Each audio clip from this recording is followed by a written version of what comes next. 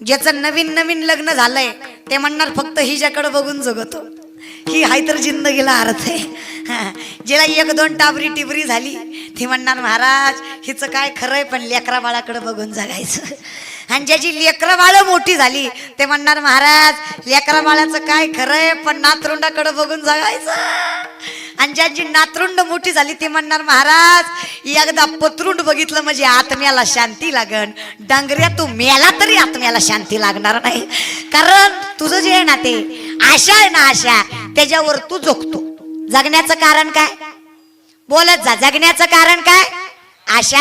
आशा म्हणजे तुमच्या बायकोचं नाव नाही, आशा म्हणजे जी कधीच संपत नाही तिला म्हणायचं आशा. एकदा आशा संपली की सुख. एखाद्याच्या बायकोचं नाव आशा असावं ती म्हणावं एकदा ही संपली की सुख लागतंय महाराज बरं का. ते नाही, काय नाव असतील भरोसा नाही दादा, काय सांगावं. मी एका गावाला गेले, कीर्तन झाल्यावर तिथंच आरामाची सोय होती. मग त्या ताईला म्हणलं ताई सगळं सोय केली पण उशाला काही आहे का? महाराज बाई माझ्याजवळ आली ढसा ढसा रडायला लागली. म्हणलं ताई रडायला काय झालं? मी फक्त विचारलं उशाला काही आहे का?